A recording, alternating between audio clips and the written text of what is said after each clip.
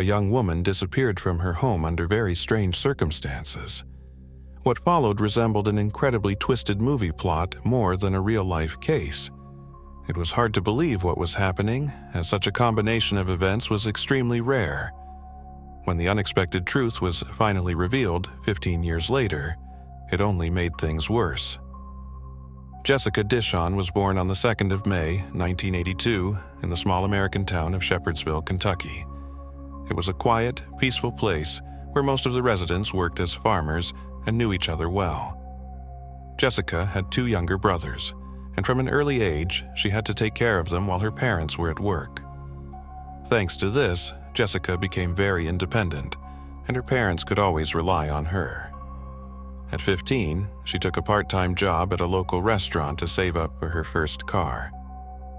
Jessica dreamed of getting a red Pontiac, and after a few years she managed to save enough money to buy it. Despite her job, she kept excelling in school and planned to attend college to become an accountant after graduation. In the fall of 1999, when she was 17, Jessica started her senior year in high school. She also began dating a boy and was very happy about their relationship. The morning of Friday, September 10th, began like any other day. Jessica's parents left for work while she was still asleep. Her younger brothers left for the school bus stop and got on the bus. Jessica stayed home alone and was supposed to drive to school later in her car. Around 1 o'clock in the afternoon, her mother came home and immediately noticed something strange. Jessica's car was parked in front of the house, even though she should have been at school by that time. The mother went inside and headed to Jessica's room. Her first thought was that Jessica had overslept and missed school, but she wasn't in her bedroom. Then she thought Jessica might have asked her father to drop her off at school, but when she called him, he said he had gone to work alone that morning. The mother assumed Jessica might have had car trouble. She grabbed the spare key from the house to try starting the car, but when she approached it, a worrying sight opened before her. The driver's door was slightly ajar, and Jessica's cell phone lay on the seat with the numbers 9 and 1 already entered. Under the seat was one of Jessica's sneakers, along with the car keys. In the back seat were her textbooks, work uniform, and purse. Immediately, the mother feared the worst. It was almost clear that Jessica had tried to dial 911 but hadn't managed to finish the call. Jessica could not have left all her belongings in the car and simply walked away. She lived on the outskirts of town, so walking anywhere would have required traveling several miles along a busy road. Jessica's parents called her school, which confirmed that she hadn't attended any classes that day. By the school's policy, they should have notified her parents earlier, but for some reason, they hadn't. A few hours later, Jessica's best friend, who worked with her at the restaurant, called. She said Jessica hadn't shown up for her shift, adding to the family's growing worry. At that point, her parents decided to contact the police and went to the sheriff's office. They explained that their daughter had missed school and work, and that all her belongings, including her phone with 9 and 1 dialed, had been left in her car. However, the sheriff brushed off their concerns, suggesting that Jessica had likely just gone somewhere and would return eventually. He advised them to wait until the next day. He was also unconcerned about the fact that one of her sneakers had been left behind, which would make it difficult for her to walk anywhere. Jessica's parents were furious with this response and tried to convince the sheriff that their daughter could be in serious danger, but he refused to take further action. Frustrated, they went home and began calling relatives and friends to ask if anyone had seen Jessica. No one had. Along with friends and family, they began searching the town for her but found no sign of Jessica. The next morning, they returned to the sheriff's office and insisted that their daughter was still missing. This time, the sheriff sent 2 officers to their house to inspect Jessica's car. However, the officers handled the situation unprofessionally. They inspected the car without wearing gloves, touching everything inside. Then they left without collecting any evidence or even checking Jessica's room, which should have been done according to standard procedure. Once again, Jessica's parents were forced to act on their own. They reached out to local media, telling them about their daughter's disappearance and the police's lack of interest in the case. They printed and distributed flyers with information about Jessica's disappearance, and with the help of friends and relatives, they organized search parties. Jessica's father, along with his brother Stanley, led the search efforts. They knew the area well and tried to figure out where Jessica might have gone. At that point, they feared the worst, that Jessica might already be dead. Stanley suggested they search near a local river, an area with a bad reputation. It was overgrown and difficult to access, and had become a spot for criminal activities ranging from drug deals to murders. The family searched the area for hours, but found nothing. The next day, something strange happened. Jessica's parents were at home and their son was playing in the yard. Suddenly, he ran inside and said he had heard someone shout, "Help!" and it sounded like Jessica's voice. Jessica's father grabbed his shotgun and rushed outside, trying to figure out where the scream had come from. At that moment, Stanley arrived at the house and joined the search. Soon, they noticed smoke coming from the property of their neighbor, 40-year-old David Brooks. As they approached, they saw Brooks burning something that looked like clothing. It seemed very suspicious, and Jessica's father asked Brooks for permission to search his farm. Brooks refused and demanded they leave. At this point, Jessica's family noticed another odd detail. Before Jessica's disappearance, they had had a normal relationship with Brooks and his family. But shortly after she went missing, Brooks began acting strangely. He would often drive slowly past their house, watching them and smiling. Not long after, Jessica's parents began receiving strange phone calls in which the caller would remain silent, only breathing heavily. They suspected it was Brooks, but couldn't understand why. After seeing Brooks burning what looked like clothing, Jessica's parents contacted the police again, though the authorities had still taken no active part in the search. Officers arrived with search dogs. The dogs were given Jessica's belongings to sniff and led the officers to the remains of the fire on Brooks' property, but no useful evidence was found. The dogs also found a pair of black gloves in one of Brooks' barns that smelled of decomposition. Throughout the search, Brooks behaved suspiciously, and when officers approached the remains of the fire, his odd behavior intensified. However, the police did not see any direct connection between Brooks and Jessica's disappearance, so they left without taking any further action. Once again, Jessica's parents were left disappointed by the police's lack of involvement.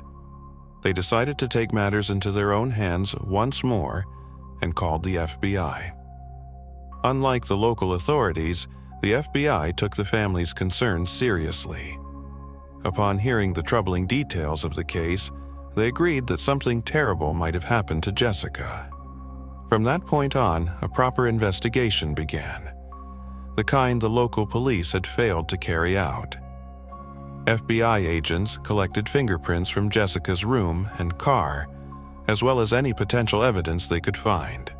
They also organized a large-scale search operation using helicopters and volunteers. The agents thoroughly searched a pond near Jessica's house, suspecting her body could have been dumped there.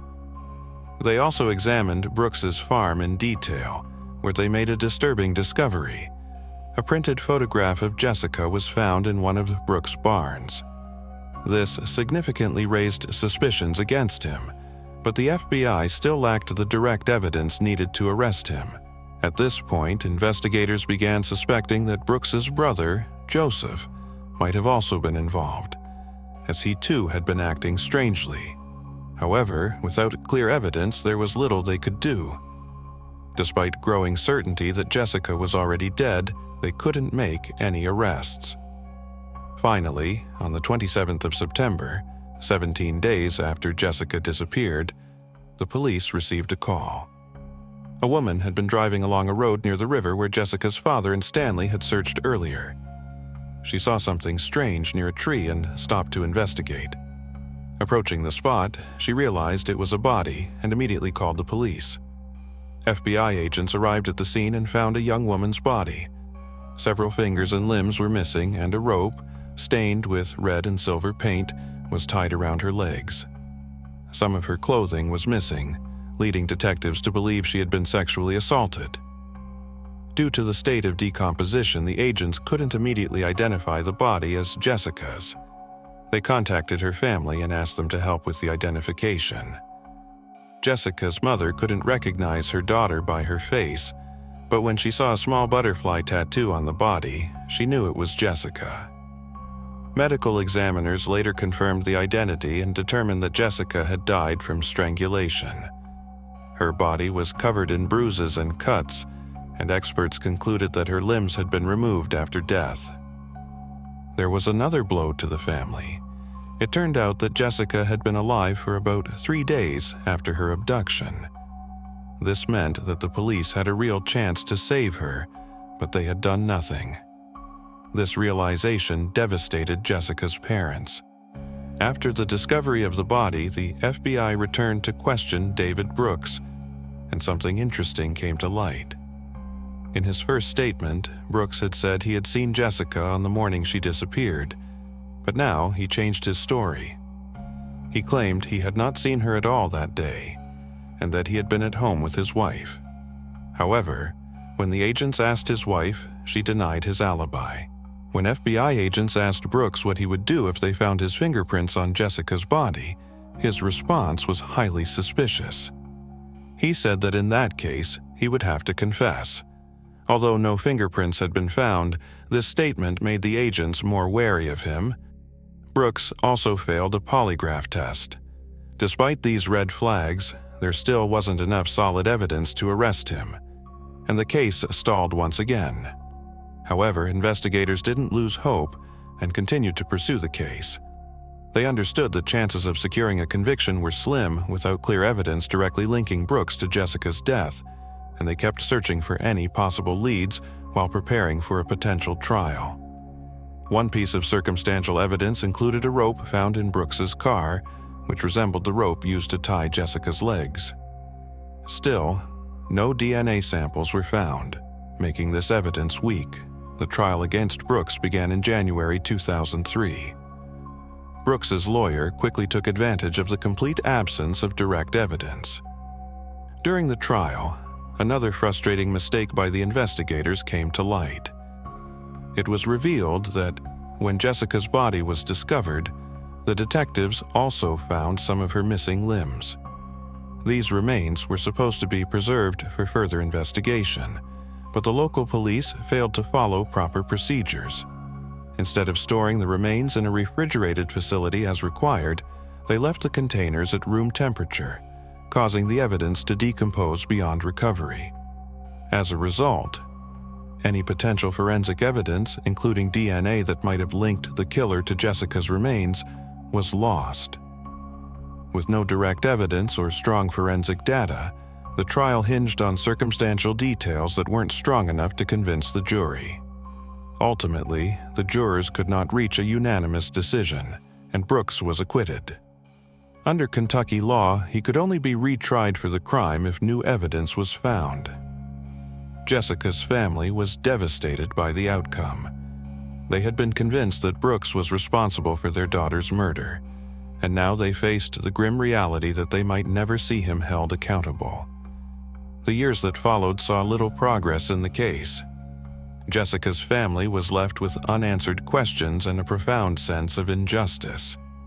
The case seemed to have reached a dead end until, in 2012, a new detective named Lynn Hunt joined the local police department. Hunt was assigned to work on old, unsolved cases, and Jessica's case was the first one she decided to tackle. As Hunt dug into the case, she was horrified by the unprofessional conduct of the original investigation. The case files were filled with mistakes, crucial interviews hadn't been properly documented, and key pieces of evidence were mishandled or never collected in the first place. Hunt realized that she would have to rebuild the investigation almost from scratch, even though 13 years had passed since Jessica's death.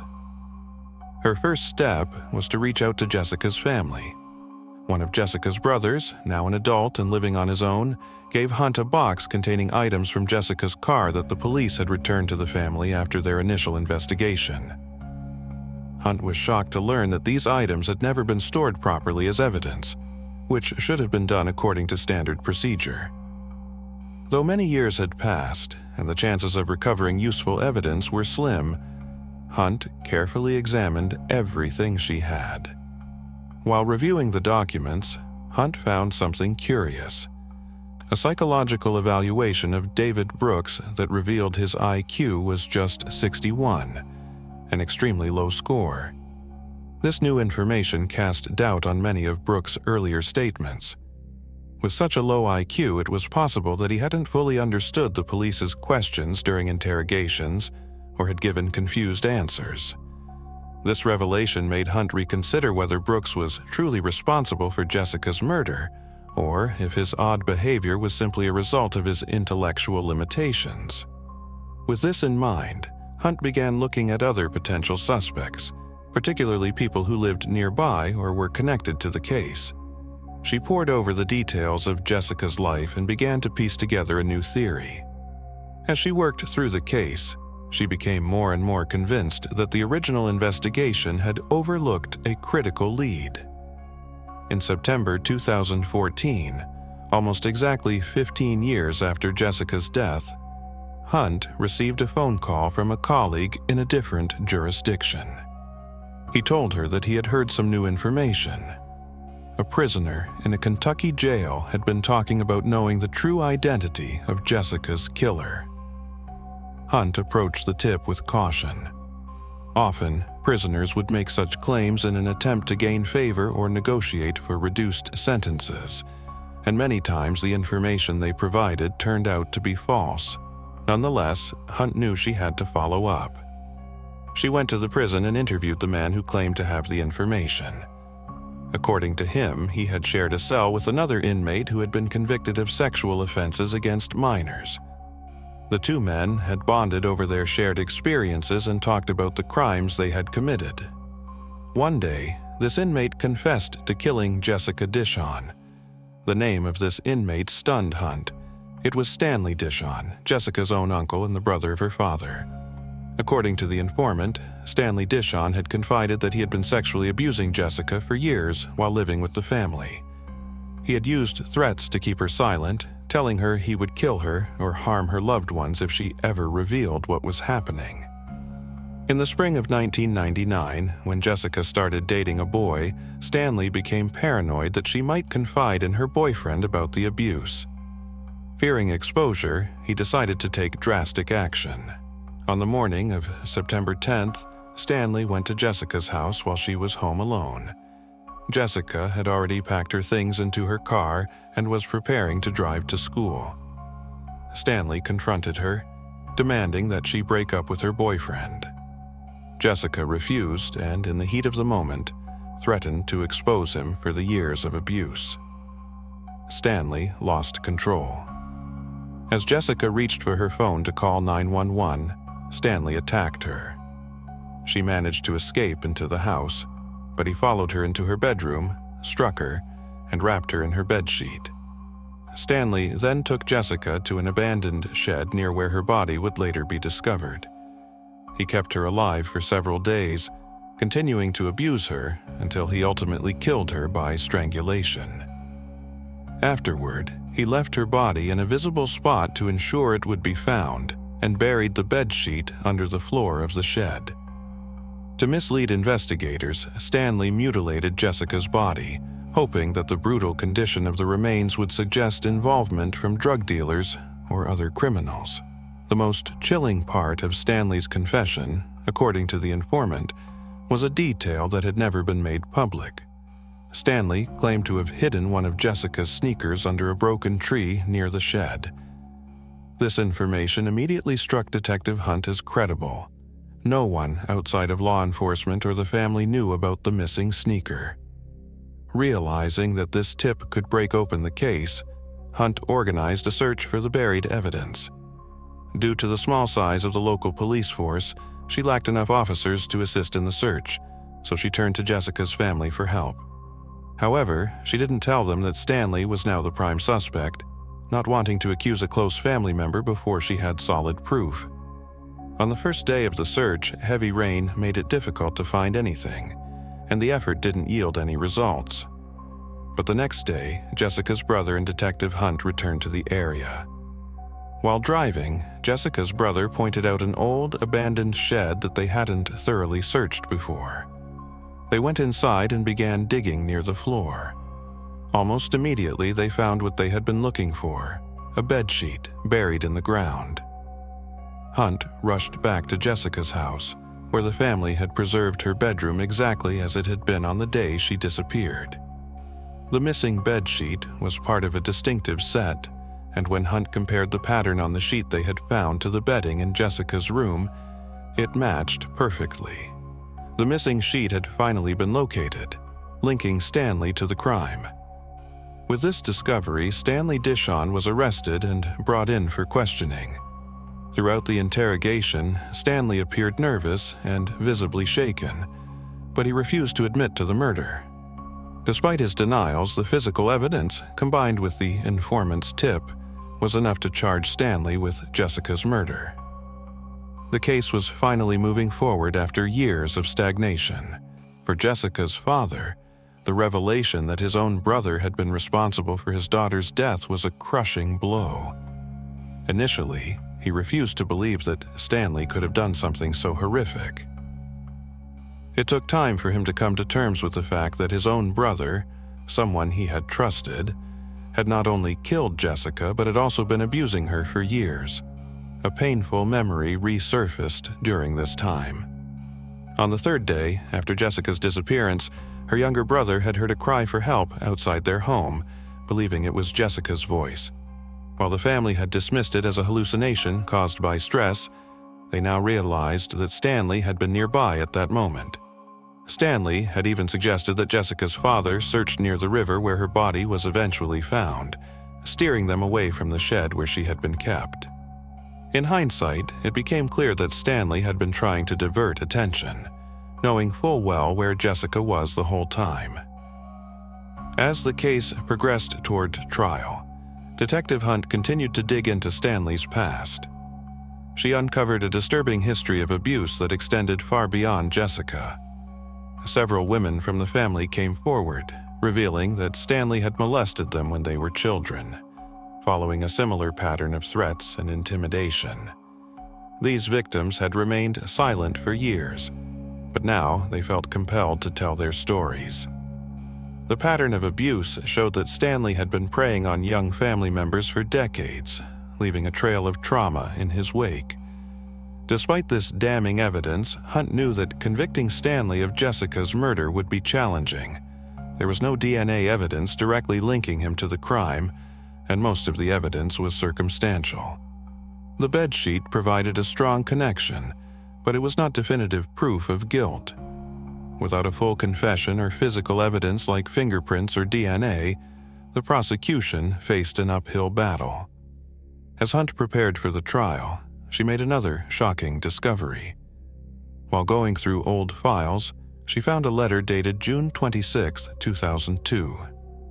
It was from another prison informant who had written to the police, claiming that Stanley had confessed to Jessica's murder while serving time for another offense.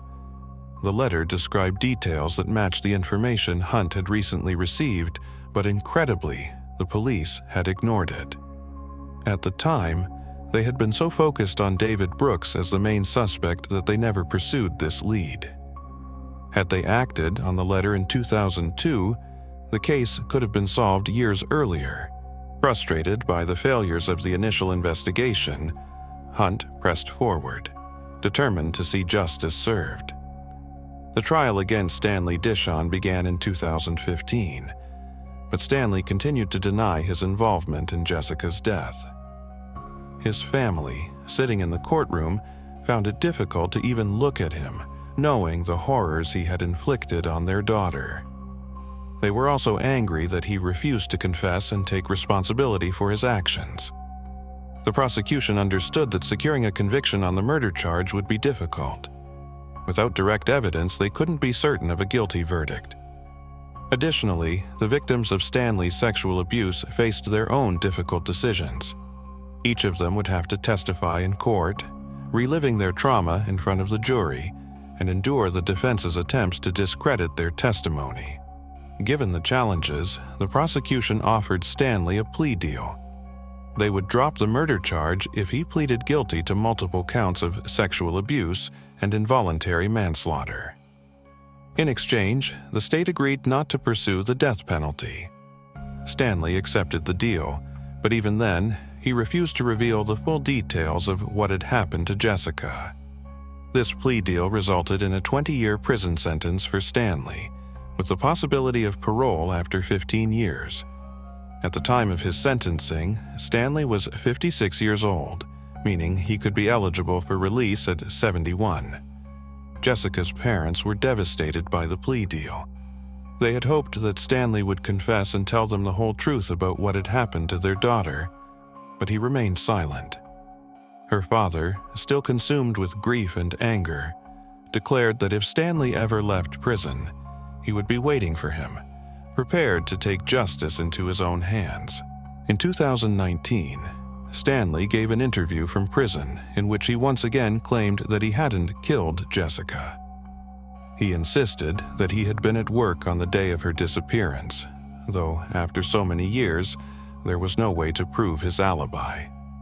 He also couldn't explain how two different inmates, who didn't know each other, had come forward with identical stories, including details that only the killer would know.